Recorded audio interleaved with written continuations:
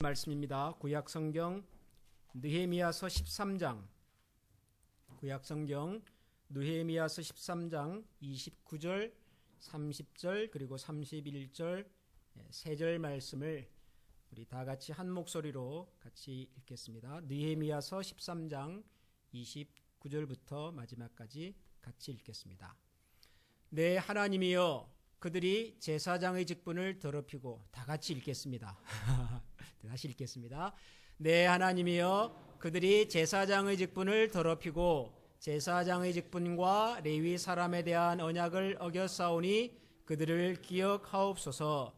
내가 이와 같이 그들에게 이방 사람을 떠나게 하여 그들을 깨끗하게 하고 또 제사장과 레위 사람의 반열을 세워 각각 자기의 일을 맡게 하고 또 정한 기한에 나무와 처음 익은 것을 드리게 하였사오니 내 하나님이여, 나를 기억하사 복을 주옵소서.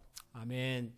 우리 제일 마지막 문장, 내 하나님이여 나를 기억하사 복을 주옵소서. 우리 말씀을 한 번 더 다 같이 읽어보겠습니다. 내 하나님이여 나를 기억하사 복을 주옵소서. 아멘. 느헤미야서라고 하는 성경을 지난 4개월 동안 같이 묵상해 보았습니다. 느헤미야서라고 하는 성경이 대부분의 우리 성도님들에게는 익숙한 성경이 아니지요. 요즘은 이렇게 성경을 직접 읽으시는 분들도 갈수록 좀 숫자가 줄어드는 것 같아서 많이 안타까울 때가 있는데요.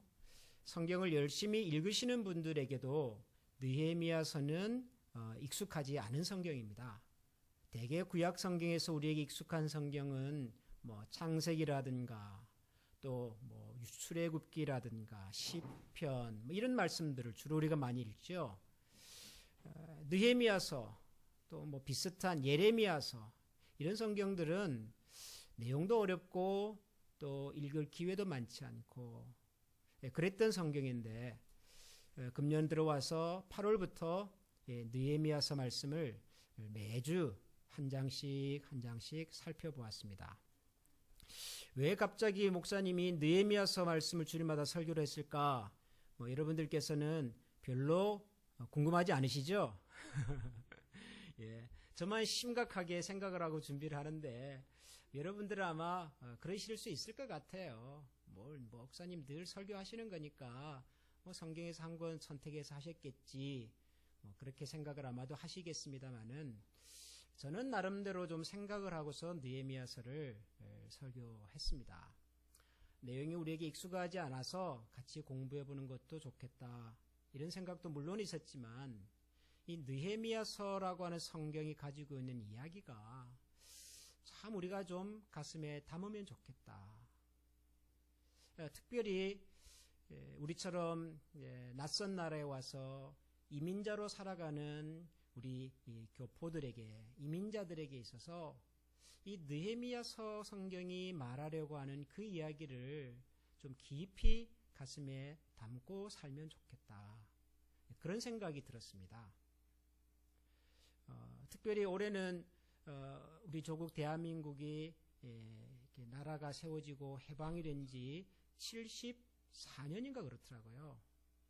아마 여러분들이 기억하실지 모르겠지만 제가 지난 8월 광복을 기념하는 주일날 이 느헤미야서 설교를 처음 시작을 했습니다. 느헤미야서라고 하는 이 성경은 유다 민족이 나라를 잃고 다 뿔뿔이 흩어져 살다가 70년 만에 다시 고향으로, 고국으로 돌아가서 폐허가 된 땅 위에 다시 도시를 세우고 집을 짓고 그리고 흩어졌던 민족들을 모아서 새롭게 유다 왕국으로 발돋움하는 그런 중요한 역사적인 기록입니다. 이스라엘, 유다 민족이라고 하는 것은 하나님께서 특별하게 선택하신 정말 위대한 민족인데 이런 민족이 나라를 잃었습니다. 주변의 강대국들과의 전쟁에서 정말 비참하게 패망하고 많은 나라 백성들은 죽거나 포로로 잡혀가고 그렇게 무려 70년을 살다가 다시 고국으로 돌아와서 집을 짓고 도시를 건설하고 그리고 그 지난날의 영광을 다시 회복하기 위해서 첫 삽을 뜨는 이야기가 느헤미야서거든요. 그래서 저는 우리 대한민국의 역사를 보면서 그런 생각이 드는 거예요. 우리도 비슷한 역사적 경험을 한 나라인데 우리가 다시 세워야 할 우리의 공동체는 무엇일까? 또 우리는 다 이렇게 해외에 흩어져 살고 있는 또 이렇게 이민자로서의 삶인데 성경에 보면 하나님을 믿는 사람들이 여러 가지 이유 때문에 흩어져 사는 사람들을 두고 디아스포라 이런 말을 씁니다. 우리가 디아스포라예요. 우리가 한 민족이라는 측면에서도 디아스포라지만 예수님을 믿고 하나님을 믿는 사람으로서도 우리는 이 땅에서 흩어져 살아가는 나그네와 같은 사람들입니다. 디아스포라예요. 과연 이 세상에서 나그네처럼 살아가는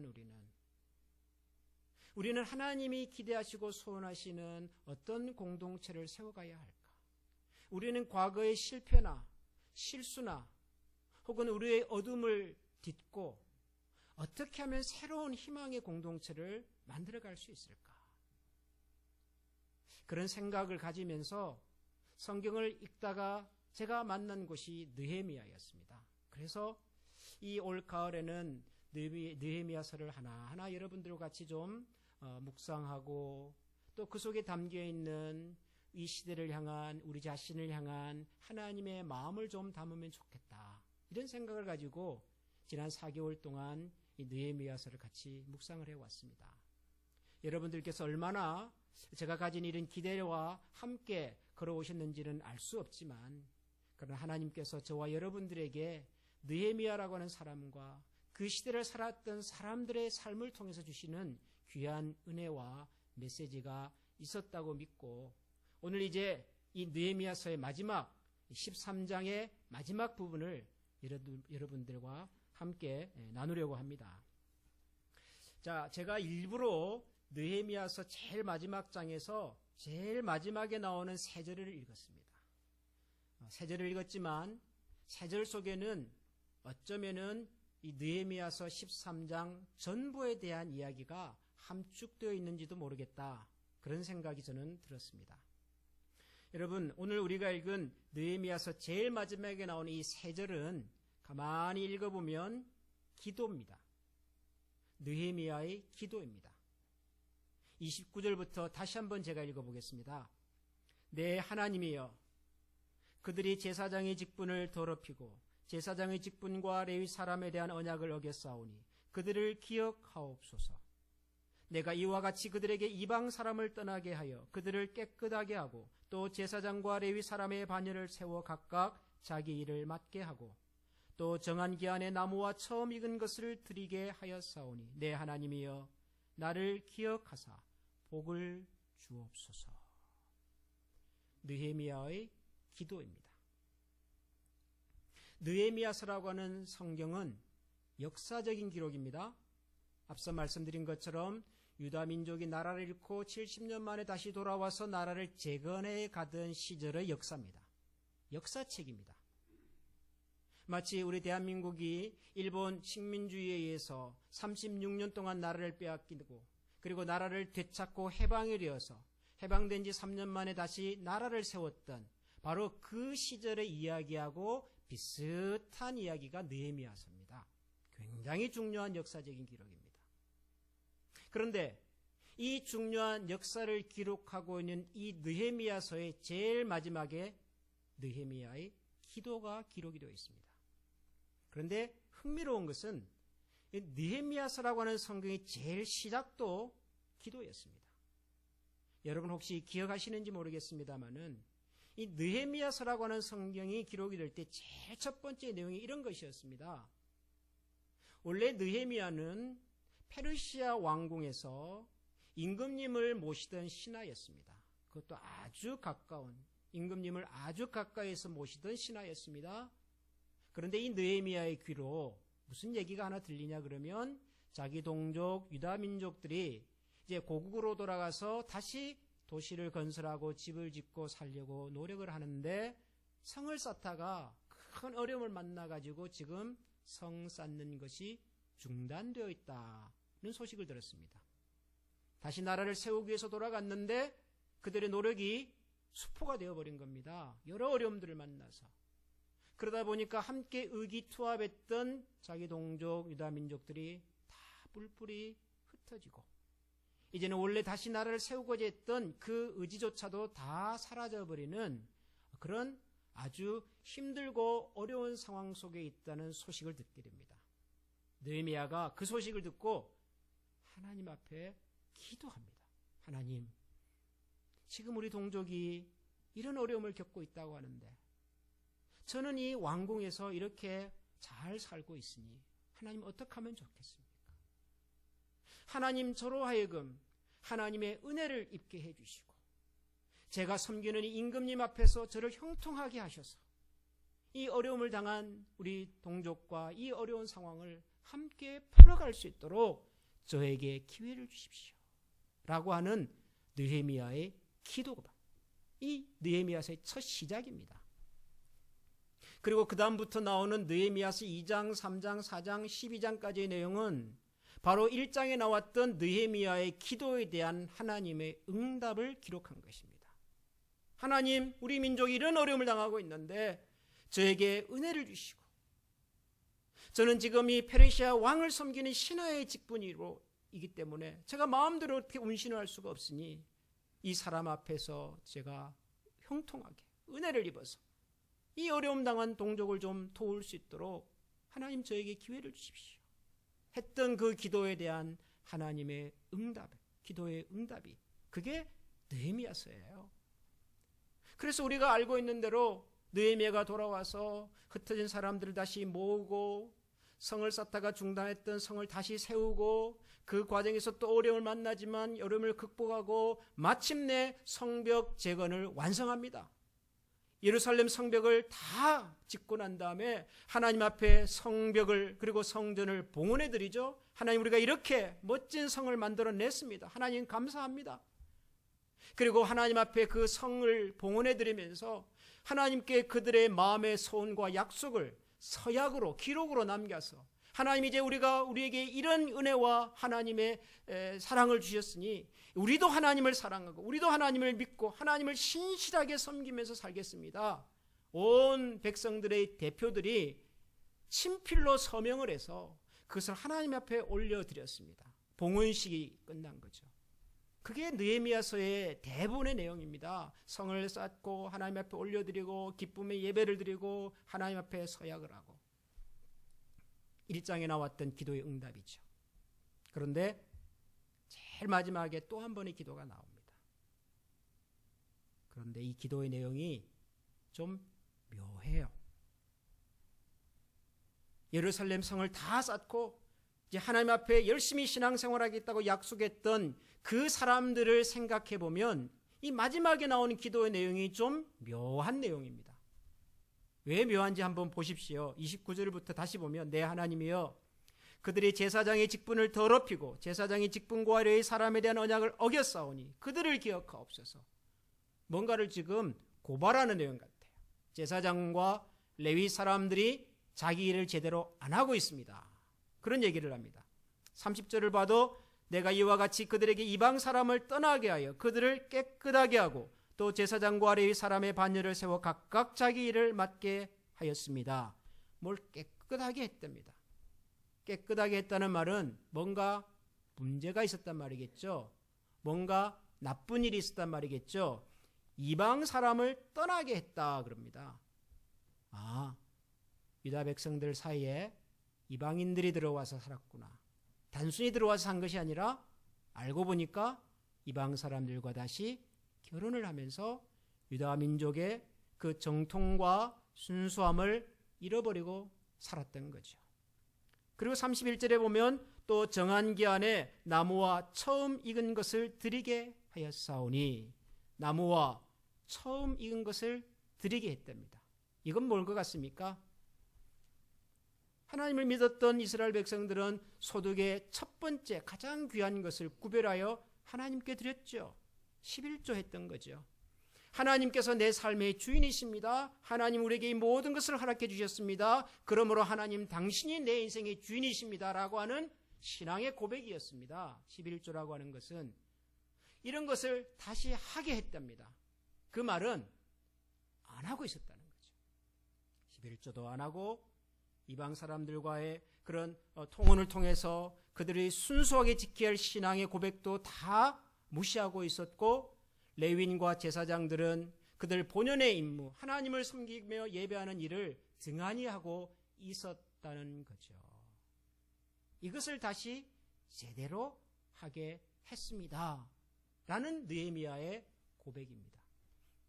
이게 무슨 얘기냐면, 여러분 느헤미야서 13장 제일 마지막 장에 방금 느헤미야가 기도할 수밖에 없었던 이런 내용들이 다 등장을 합니다. 성벽이 아름답게 완성이 됐습니다. 하나님 앞에 이제 그들이 서약하면서 제대로 살아보겠습니다라고 약속을 하고 큰 축제를 하고 이제 봉헌을 해드리고, 그리고 난 다음에 느헤미야는 잠깐 그가 섬겼던 페르시아 왕궁으로 돌아갔습니다.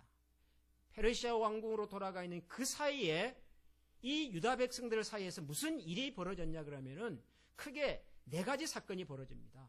첫 번째는 도비야라고 하는 사람이 있는데, 이 사람이 성전 안에 들어와서 성전의 중요한 방 하나를 차지하고 있었습니다. 도비야는 유다 백성이 예루살렘 성을 건축할 때 집요하게 방해했던 사람입니다. 유다 백성들의 원수입니다. 이방인입니다. 하나님의 일을 가로막았던, 회방했던 원수입니다. 그런데 이런 사람이 성전에 들어와서 성전의 방 하나를 차지하고 성전에서 주인 노릇을 하고 있었습니다. 그런가 하면 정작 성전에서 하나님을 예배하는 일에 힘써야 할 레위 사람들은 성전에서 아무도 찾아볼 수가 없었습니다. 다 어딘가로 가버렸습니다. 왜 가버렸냐 하면, 레위 사람들은 원래 성전에서 하나님을 예배하고 이스라엘 민족이 하나님께 제사 드리는 일을 돕도록 부름받은 지파입니다. 12지파 중에서, 그래서 하나님께서는 이 레위 지파는 땅도 주지 않고 집도 따로 주지 않으면서 너희들은 전적으로 성전 봉사에만 전념하라. 대신 너희들의 생활과 생계는 12지파가 책임질 것이다. 그렇게 약속했던 지파입니다. 근데 이 레위 지파 사람들이 성전을 다 떠나버렸어요. 이유는 12지파가 레위 지파를 향한 책임을 이행하지 않았던 겁니다. 11조도 하지 않고 헌신도 하지 않고, 그러니까 레위 지파 사람들이 먹고 살 일이 막막해지니 성전을 떠나서 밭으로 들러 나가서 농사짓고 곡괭이 메고 그러고 있었던 거예요. 그런가 하면 백성들은 하나님 앞에 약속은 그럴듯하게 했습니다. 하나님, 이제 우리는 절대로 이방 사람들과 결혼하지 않겠습니다. 단순히 결혼의 문제가 아니라 이방 사람들이 가지고 있었던 그런 우상 숭배의 문화를 이제는 저희들이 받아들이지 않겠습니다. 과감하게 우리가 배격하고 하나님만 섬기며 살겠습니다. 자기들 입으로 약속해 놓고도 지금 벌써 자기들 자녀 속에는 이방인들이 들어와서 이방의 문화와 종교를 가지고 들어와서 벌써 가정의 그 순수함이, 순결함이 그게 무너져가고 있었습니다. 그리고 백성들 대부분은 안식일도 지키지 않았습니다. 안식일도 무시하고 밭에 나가서 일하고, 하나님께서 느헤미야의 기도를 들으시고 하나님께서 패망했던 민족 유다 민족에게 다시 한번 일어설 수 있는 기회를 주시고, 그리고 예루살렘 성을 쌓고 사람을 모으고 다시 하나님을 영원롭게 할 수 있는 사람들로 모아주셨는데, 그 일이 끝나자마자 유다 백성들은 다시 원래의 모습으로 돌아가고 있는 거예요. 제사장과 레위 사람들은 그들 본연의 임무가 뭔지를 잊어버렸어요. 하나님께서 그들을 통하여 이스라엘 민족의 영적인 지도자가 되게 하시고 그들의 영적인 건강을 책임지게 하셨는데, 그 일은 다 무시하고 돈 벌러 나갔어요. 산에 나무하러 가고 밭에 농사지으러 나가버리고, 레위 사람 제사장들이 비워버린 그 자리를 누가 차지해요? 도비아라는 사람이 들어와서 주인 노릇하고 있어요. 하나님을 예배하고 하나님을 영화롭게 하는 곳에 하나님과 전혀 상관없는 사람이 들어와서 주인 행세를 하고 있어요. 아무도 그런 상황에 대하여 문제의식을 갖고 있지는 않습니다. 그럴 수밖에 없는 게 백성들의 수준이 그래요. 벌써 이방 민족들과 결혼을 하면서 이방 사람들이 가지고 있었던 그들의 세속적인 문화와 세속적인 가치관과 우상 숭배에 관련된 모든 도덕적인 문제들이 고스란히 그들의 가정 속에 들어와 있어요. 안식일이 뭐가 중요합니까? 11조를 왜 합니까? 이미 도시가 세워졌고 이미 집이 있고 이미 나라가 만들어져 가고 있는데, 여러분, 이것이 유다 백성들이 하나님의 은혜와 하나님의 약속을 통해서 나라와 도시와 집을 짓고 난 다음에 보여주고 있었던 모습이었다고요. 여러분, 사람들은 급하면 신앙이 있건 없건 기도합니다. 내가 다급하면 하나님 아버지 도와주세요, 살려주세요, 대부분 그렇게 얘기합니다. 근데 하나님은 참 마음도 좋으셔요. 몇 번을 속으셔서 놓고도 그렇게 부르짖으면 또 도와주세요. 아마 여러분들이 지금 어떤 급박한 상황에 있어서 정말 하나님의 절대적인 도움이 필요해서 구하면 저는 하나님께서 여러분의 그런 기도를 들으신다고 믿습니다. 하나님 우리의 아버지시거든요. 외면하지 않습니다. 정말 신음 같은 우리의 기도에도 하나님은 응답하셔요. 저는 그 하나님을 믿습니다. 확실히 저는 그런 하나님을 믿습니다. 그래 놓고도 우리는 다급한 일이 끝나고 나면, 내가 힘들었던 그 문제가 좀 해결이 되고 나면, 내가 이루고 싶었던 그 목표를 이루고 나면 언제 하나님 앞에서 그렇게 기도하고 언제 하나님 앞에서 그렇게 간절했던지 그 마음이 다 사라져버려요. 이게 우리 사람이에요. 유다 민족의 역사를 통해서 하나님이 이 사실을 너무도 분명하게 우리에게 보여주십니다. 느헤미야서 1장부터 12장까지가 하나님의 은혜와 하나님의 기도의 응답의 기록이에요. 우리 인생의 대부분이 하나님의 은혜와 하나님의 약속의 인생 아닙니까? 저와 여러분이 살아온 오늘까지를 돌아보면 하나님께서 베풀어주지 않았으면, 하나님께서 허락해주지 않았으면 어떻게 지금의 우리가 있겠냐고요. 우리 인생의 정말 99%는 하나님께서 하신 일들입니다. 그런데도 우리는 그 시간과 그 순간이 지나고 나면 깡그리 잊어버려요. 깡그리. 언제 우리가 하나님 앞에서 그렇게 다급했고, 언제 우리가 그렇게 가난했었고, 언제 그렇게 가난한 마음으로 하나님 앞에 살았는지를 다 잊어버려요.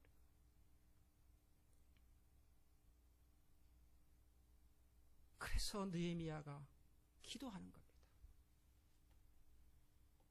예루살렘 성이 완성이 되고 하나님 앞에서 흩어졌던 민족들이 다시 모여서 부흥의 기틀을 만들어내고, 사람들이 보기에 야 대단하다, 저 민족 역사에서 사라져버린 줄 알았는데 다시 저렇게 일어서네. 그런 사람들의 환호성과 그런 탄식의 대상으로 우리가 서 있는 것이 아니라, 언제라도 우리는 무너질 수 있다. 언제라도 우리는 원래의 모습으로, 옛 모습으로 돌아갈 수 있는 연약한 인생이다.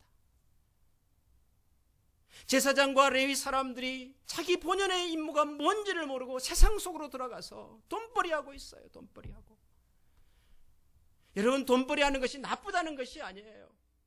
제사장은 제사장의 일이 있잖아요. 레위 사람은 레위 사람이 있잖아요. 일이 있잖아요. 백성들은 백성들의 일이 있지 않습니까?